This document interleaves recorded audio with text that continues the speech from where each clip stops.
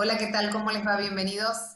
Más que nunca somos salud en todas las políticas. Es un nombre del programa que elegimos y que tenemos una convicción detrás de esto, que tiene que ver con entender que toda política de Estado tiene que estar atravesada por la salud, que la salud debe ser uno de los elementos rectores, porque no hay manera de pensar una sociedad disociada, valga la redundancia, si no pensamos en su salud, en su estructura o en su infraestructura, en su sistema económico, político y también de medio ambiente. Y este es el punto en el que nos vamos a enfocar hoy: pandemia y medio ambiente, salud y medio ambiente, cuál es la realidad de nuestro país. Y el propio ministro del área, Juan Cabandier, ministro de Ambiente y Desarrollo Sostenible de la Nación, va a estar conversando con nosotros en unos minutitos nada más. Antes lo saludo al doctor Gabriel Barbagalo, consulado B. Hola Gaby, bienvenido como siempre. Y también retomando, Gaby, el tema de la muerte, que lo evaluamos el otro día en el contexto de cuidados paliativos y el acompañamiento en los minutos finales. Y hoy has tenido una idea muy interesante para retomar este tema vinculado precisamente al medio ambiente. ¿Cómo estás? ¿Cómo te va, Milva? Bien, muy bien. Espero que vos también. Sí, yo un poco recordando lo que hablamos las semanas anteriores, donde hablamos el sentido de la pandemia y qué era lo que nos iba a dejar, y luego hablamos con especialistas en cuidados paliativos, buscando cómo dignificar el tránsito hacia la muerte que tienen los pacientes terminales, y dejamos planteado un planteo empírico de la doctora Elizabeth Kubler-Ross, que nos enseñó en su momento cuáles eran las etapas del duelo que hacen las personas en enfermedad terminal, y conocer esto también nos ayuda y especialmente a los equipos de salud, a hacer este correcto acompañamiento de las personas, insisto, que están transitando con enfermedades terminales hacia la muerte, empezando por la ira o la rabia, que es ese momento en el cual conocen su diagnóstico, en el que se plantean por qué a mí, luego la negación, en el cual se entra fácilmente preguntando o planteándose si no hubo un error y que probablemente es una equivocación del médico, para después pasar a la etapa de negociación, donde se hacen promesas y transacciones, y ya luego terminar en la etapa de depresión pues, y al final de todo en la resignación. Como te decía la semana pasada, Milva, esto lo veíamos bien en una película que yo me acuerdo en el año 79 con mi amigo de toda la vida, el doctor Daniel Carro, fuimos a ver Old Jazz, donde se ve perfectamente estos etapas, nos permiten, insisto, conocerlas para poder hacer el correcto acompañamiento que le dé contención afectiva y emocional a tanto a esos pacientes como a sus familias. Pero también hay otro grupo de personas que padecen muertes, no como estas que son inexorables o inevitables, sino muertes que son de alguna manera evitables, y es el tema que hoy quería plantearte. No voy a hablar de las muertes autoinfligidas o provocadas por otras personas, que pueden ser suicidios u homicidios, ni tampoco por accidentes domésticos o accidentes de tránsito, mal llamados accidentes de tránsito, Uh -huh. porque al ser evitables no se puede considerar un Tal cual. accidente. No estoy hablando de aquellas muertes provocadas por factores donde intervienen factores ambientales. Y hay una gran cantidad de enfermedades naturales provocadas por estos problemas ambientales y que viene a colación del invitado que tenemos hoy. Según un informe de la Organización Mundial de la Salud, el 23%, casi un cuarto de las muertes que se producen en el mundo, en un cuarto de ellas intervienen factores ambientales.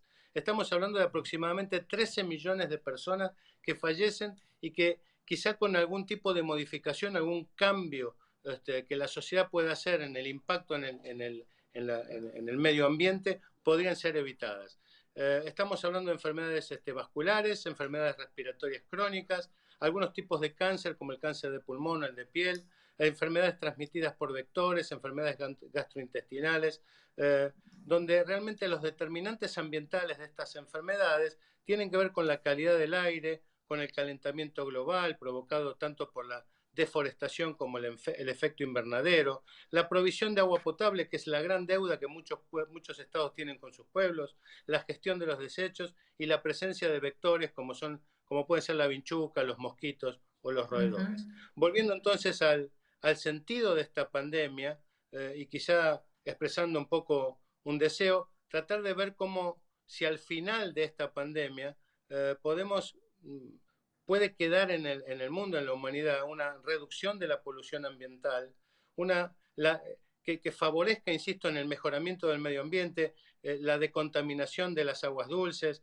la despapelización de las burocracias, la reducción de la huella de carbono, la mejor y mayor provisión de agua potable, la mejoría de las condiciones de higiene, que esto va a redundar en una disminución seguro de muertes evitables por causas ambientales.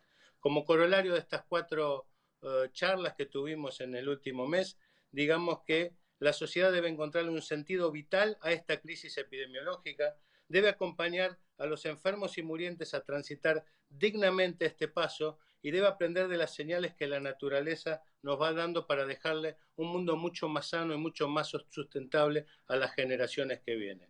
Como dice León Gieco, esperemos que el dolor, de una vez por todas, no nos sea indiferente. Gracias, Milva.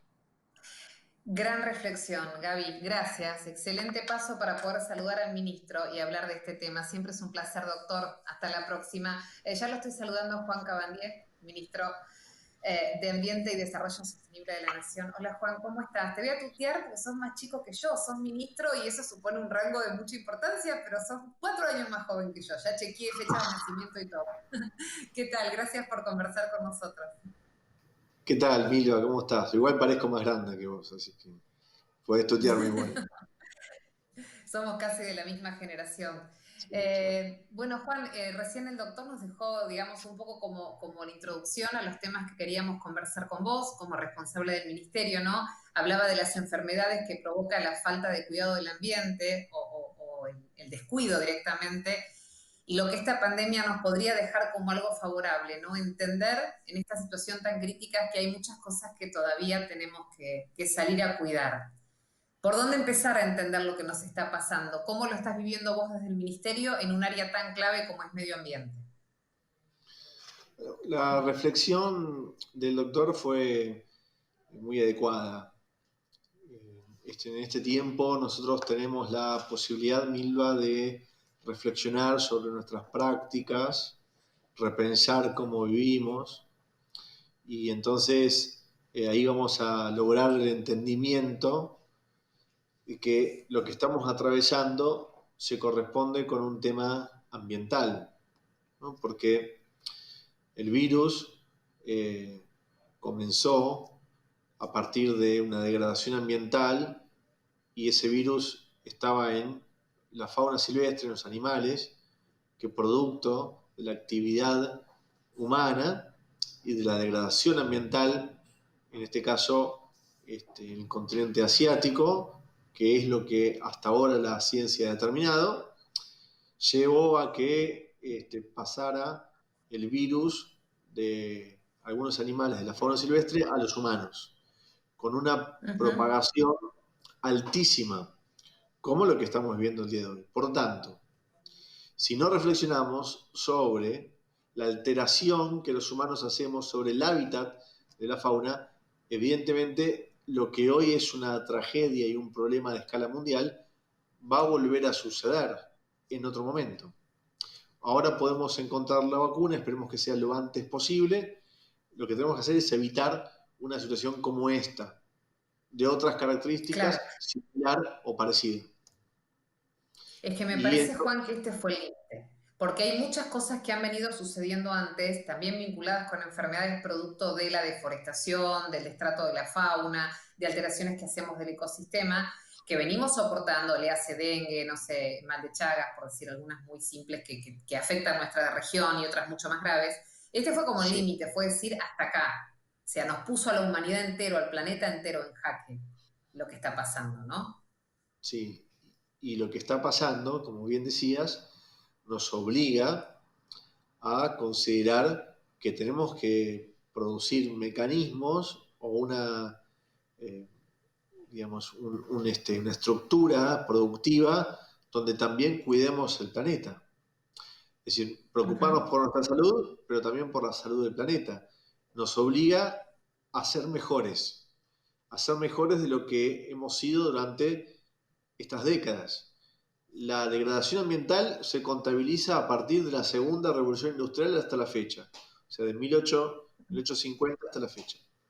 Lo que produjimos, la humanidad, ha generado un calentamiento global y por ende al calentamiento global le llamamos, bueno, los problemas, le llamamos y además se ven reflejados los problemas de cambio climático que tenemos en el presente. Aumento de Seguro, eventos cambios de climáticos. clima, de retroceso de glaciares, de tormentas extremas, de calores extremos, zonas que han cambiado absolutamente su ecosistema por las temperaturas, o sea, todo eso tiene que ver con el impacto de esto que vos mencionás, ¿no? Extinción de fauna, cambio de hábitos, inundaciones, movimiento Inundaciones. de personas hacia otros lugares, reducción de territorio de las islas, producto del congelamiento de los polos, falta de acceso al agua o falta de agua producto del retroceso de los glaciares, estrés hídrico, entonces problemas de alimentación acaecidos a partir del calentamiento global, problemas de acceso al agua, 10% de la población mundial tiene problemas de acceso al agua o por no tener agua o por mala calidad del agua. Entonces, evidentemente tenemos problemas a la vuelta de la esquina sobre nuestra mesa, sobre nuestra realidad. Entonces, cuando decimos cambio climático, no es un concepto de la academia, Milva, solamente un concepto del futuro. Tal cual, Cambio climático tal cual. es la reducción del caudal de agua de la cuenca del Paraná de este tiempo. Ahora, en este mismo momento. Cambio climático es 18 grados de temperatura en la Antártida en el mes de febrero. Cambio climático son 38 grados de temperatura en Siberia la semana pasada. Cambio climático son los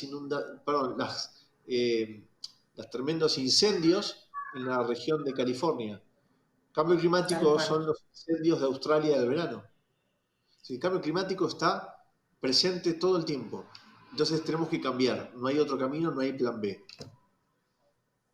Lo que pasa es que me parece, Juan, que lamentablemente siempre pareció una cosa utópica, algo que le iba a pasar a la gente que venía después que nosotros, que no era lo que nos afectara. Por eso insisto en la idea de que la pandemia nos puso como un límite. Es como una advertencia previo a algo que puede ser mucho peor. Pero es que ya venimos peor, digo, la deforestación, los bosques que se pierden, todo lo que significa un árbol que se tala y que no se recupera. Me parece que no tenemos ya mucho más tiempo para seguir haciendo de esto una cuestión dialéctica, ¿no? No sé si tenemos todavía del todo conciencia, desde lo más pequeñito, desde la separación de residuos en casa, que cada uno debemos hacer como vecino y ciudadano, de ahí en adelante, ¿no? Desde lo mínimo a lo máximo. Claro, sí, sin dudas, sin dudas. Lo que vos decís es así, Milva, y al mismo tiempo lo que tenemos que entender es que requiere modificación de prácticas productivas, pero también de prácticas domésticas, ¿no? De qué hacemos nosotros en nuestro hogar, si separamos o no en origen. Vos fíjate, la pandemia, como decías, nos hizo acelerar los tiempos, ¿no? Aceleramos los tiempos en el entendimiento. ¿Sí? Lo que pasa ahora en este marco de COVID puede pasar por otras razones de degradación ambiental en los próximos décadas o en los próximos años. Entonces, desde el teletrabajo, la no necesidad de estar viajando, tanto para las empresas como para las actividades gubernamentales, no es necesario tantos viajes, entonces, porque esos viajes implican una enorme contaminación por el tráfico aéreo, por la cantidad de combustibles fósiles. Entonces, muchas de las actividades que desarrollamos hasta el año pasado, el COVID nos enseñó que podemos suplantarlas por teletrabajo, por videoconferencias, por teleconferencias. Entonces, creo que eso tenemos que trasladarlo también para que cuando tengamos la vacuna y cuando no exista más COVID y enfermedades, ni infectados, ni muertos, que lamentamos mucho, bueno, tengamos otro estilo de vida donde empecemos a cuidar lo ambiental. Y lo ambiental no tiene que ser un obstáculo a lo productivo, porque es cierto que gracias a la actividad productiva, miles y miles de millones de personas en el mundo viven, comen. Ahora, después la otra discusión es de qué manera viven, cómo se distribuyen esos ingresos, la pobreza en el mundo. Ese es otro capítulo muy importante. Pero lo que hoy tenemos en nuestra mano es la necesidad de empezar a tener prácticas distintas, desde separar en origen, desde reutilizar los productos, desde reparar lo que se rompió, es decir, no entrar en la vorágine del consumo, que lo único que genera eso es asimetría social, Seguro. genera contaminación y al mismo tiempo insatisfacción en las personas, porque si yo necesito bienes para ser feliz, nunca voy a alcanzar la felicidad. Sin duda, se entra ya a rayar otra cuestión. Hablar de economía reciclable, hablar de una sociedad que se evalúa por lo económico, por lo social y por lo ambiental también, son parámetros, digamos, que tenemos que repensar y tomar de verdad muy en serio. Juan, yo quería consultarte, como hemos hecho con otros ministros, ¿no? Asumir una nueva gestión de gobierno y a los 6 meses enfrentar una pandemia naturalmente movió los planes del mundo entero, pero a veces pensamos puntualmente en las personas que tienen que tomar decisiones, como es el caso de ustedes, que en tu caso, al frente de un ministerio. ¿Cómo se tuvo que regestionar todo lo previsto o todo lo planificado en el contexto de pandemia? ¿Cómo intervino el área de medio ambiente cuando hubo que empezar a surfear la ola de la pandemia, de manejar residuos patológicos mucho en mayor cantidad que lo habitualmente se manejaba, con desconocimiento hasta que pudimos entender de qué se trataba? ¿Cómo impactó todo esto, la gestión de la pandemia en nuestro país desde el área de medio ambiente? Impactó porque, como bien decís, rápidamente tuvimos que analizar caso por caso, provincia por provincia, la situación de los residuos patológicos y el tratamiento de los residuos patológicos, porque obviamente anticipábamos que íbamos a tener lamentablemente una gran actividad o un incremento de la actividad de los residuos, del tratamiento de residuos peligrosos a partir de que iba a haber más pacientes en los distintos, digamos, ámbitos de salud de todo el país producto de la pandemia. Entonces tuvimos que arbitrar los medios junto a las provincias para hacer un mapeo y tener bien identificados los circuitos para no colapsar el tratamiento de residuos patogénicos. Eso por suerte se hizo muy bien, al mismo tiempo quizás nosotros pensábamos en marzo en una situación de escalas muy grandes, porque es lo que veíamos de Europa, pero el hecho de haber tenido mucho tiempo situaciones de grado 1, grado 2, fase 1, fase 2, fase 3, ¿sí? Y eso nos permitió en el tiempo ir reduciendo no solamente la cantidad de camas utilizadas, sino también los circuitos de recursos, de residuos patogénicos. Y después nos hizo esto que decíamos antes, ¿no? Como, dialogar con ministros o con ministros de ambiente de otras provincias o secretarios de ambiente de otras provincias o con gobernadores, bueno, mediante de esta misma manera que estamos nosotros como hoy comunicados. No fuimos más, hoy, cuando teníamos que comunicar algo, no fuimos más a los canales de televisión, sino lo hacemos por esta forma. Bueno, así todo he podido viajar a algunas provincias en este contexto de COVID, pero digamos, he hecho mucho viaje también terrestre, pero nada, creo que todos nos fuimos adaptando en este sentido y pusimos el eje obviamente en lo que tiene que ver ambiente con respecto al COVID, pero no quedamos solamente con una agenda COVID, sino que seguimos gestionando una apertura de un parque nacional, obviamente los incendios en el Delta, los incendios en Córdoba, hoy mismo, bueno, en estos días con el tema del zoológico, digamos, las inspecciones también a lugares donde se producen y se generan contaminaciones. Es decir, eso no impidió que sigamos un curso Claro. parecido a lo que era antes del COVID. Pero bueno, con muchas ganas de continuar con una agenda muy, muy fuerte como era antes de marzo. Sí, es lo que todos anhelamos, ¿no? Volver de alguna manera Sí, a nuestra vida anterior, que sabemos que no sabemos cuándo volverá, ni sabemos que no va a ser tan igual como antes. Pero bueno, habrá que adaptarse a los cambios, ser flexibles, es lo que a uno le sí. permite seguir adelante, ¿no? Como ministro, quería preguntarte, Juan, ¿cuáles son las fortalezas y debilidades de nuestro país en materia de medio ambiente? ¿Cuáles son los temas que especialmente te preocupan? ¿Y cuáles consideras que tenemos una ventaja particular? En algo bueno, decís, en esto estamos muy bien y vamos a hacerlo todavía mejor, en esto todavía tenemos que evolucionar mucho más. Me gustaría conocer ese costado tuyo, esa opinión tuya respecto puntualmente de nuestro país. Perfecto. Mira, nosotros somos un país y diría una región con un patrimonio natural enorme. y eso es muy positivo para nosotros, pero el desafío también es preservarlo, cuidarlo. Vuelvo a decir, sin dejar de pensar en lo productivo, porque lo productivo tiene que ser sostenible. No podemos encarar proyectos productivos a partir de bienes naturales o del patrimonio natural si no preservamos, si no cuidamos. El ejemplo quizás de bosques nativos es la metáfora para otro tipo de actividades. Eh, Nosotros tenemos que cuidar mucho nuestros bosques nativos, nuestras cuencas forestales, porque son lo que nos permiten tener humedad, los que nos permite que el suelo no alcance niveles de salinidad muy grandes, en los que nos permiten conservar la biodiversidad, la polinización. Entonces, yo no estoy diciendo que no tiene que haber industria de la madera, pero la industria de la madera tiene que estar planificada y pensada, uno hace aprovechamiento forestal y después reforesta, es decir, ejerce la reforestación. Todos esos elementos son necesarios, es decir, la producción sostenible. Eso es lo que tenemos que hacer, el desafío que tenemos. Obviamente, en base a otra o comparación con otros países, bueno, fíjate vos que Europa una región, es un continente que ha generado una degradación ambiental que tiene 200 años altísima, ¿no?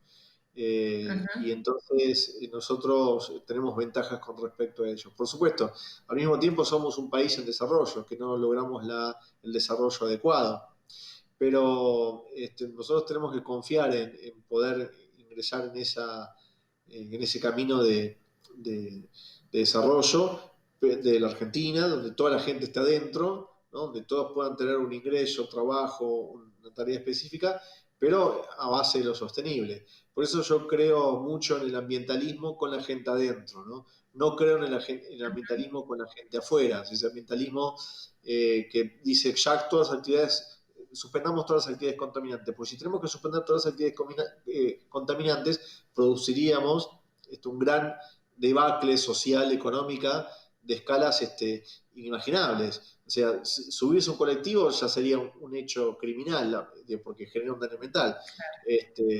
Entonces, lo que hay que hacer es avanzar con presencia del Estado, pero también tiene que acompañar el sector productivo. Vuelvo a decir, no es encontrar enemigos en el sector productivo, simplemente es que el sector productivo se adapte y se reconvierta a la producción sostenible.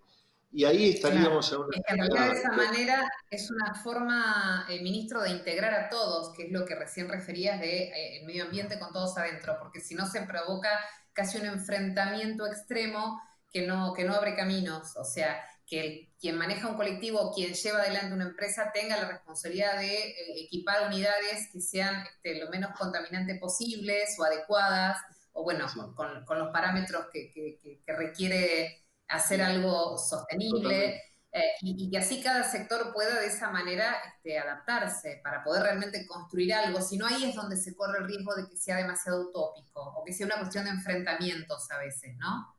Absolutamente. Nosotros tenemos que diversificar nuestra matriz energética, tenemos que ir al camino de energías renovables, tenemos que reconvertir también los métodos productivos del sector agropecuario, no podemos seguir fumigando en los ejidos urbanos, en las escuelas rurales o arriba de las poblaciones. No puede haber fumigación aérea con venenos que realmente generan cáncer, que además estresan los suelos. Tenemos que pensar en todos esos elementos, ¿no? Tenemos que volcarnos más al gas que el petróleo, el gas es menos Ujú. contaminante. Tenemos que pensar que si una actividad minera no tiene el consenso social de la sociedad, no se puede hacer. Y no estoy diciendo que Ujú. no hay que usar minerales, porque de hecho esta comunicación se desarrolla gracias a componentes minerales, ¿no? Que están en las fibras que nos permiten estar dialogando. Pero lo que no podemos hacerlo es de forma intensiva, como se hace, dejando pasivos ambientales de 15 años, irreversibles muchas veces, y contaminando cursos de agua que obviamente son tan necesarios para la vida, para los humanos. Entonces, nada, tenemos todo eso por delante y al mismo tiempo tenemos que pensar en cuestiones más agroecológicas, ¿no? Eh, porque vos sabés que el modelo agroexportador, Milva, llevó a concentrar en grandes ciudades a nuestra población. Hace 25 años comenzó a perder empleo rural y todas esas familias hoy se concentran en las grandes urbes de la Argentina y lamentablemente hoy tenemos el 95% de nuestra población viviendo en el 1% del territorio nacional. Entonces, hoy hay que revertir el desarraigo y un camino es, bueno, volver a métodos de producción de alimentos que tengan que ver con lo agroecológico, que generen empleo, y bueno, entonces ese es el desafío que tenemos por delante, ¿no? Sí, ojalá, ministro, la pandemia, como lo planteaba el doctor Barbagallo hace un ratito en su columna, sea el punto de partida, ¿no? Que este momento de tanto dolor, de tanta muerte, de un planeta entero golpeado por lo que nos está pasando, deje por lo menos esto, la posibilidad de revisarnos y de ir por un mundo mejor, por una economía circular, más sostenible, por el respeto al medio ambiente, que entendamos definitivamente que ese es el lugar donde vamos a vivir y de verdad depende de todos nosotros. Ojalá sea así. Gracias, Juan, gracias por tu tiempo. Sabemos que son días de mucha tarea, de mucho trabajo. Gracias por este rato y por reflexionar con nosotros del medio ambiente en nuestro país. Un placer. Gracias. Saludos a la audiencia. Gracias. Gracias. El ministro Juan Cabandier hablando de medio ambiente con nosotros en Salud en Todas las Políticas. Más que nunca atravesados y comprometidos con este concepto. Nos encontramos la próxima semana, como siempre, un gran placer. Gracias por estar ahí.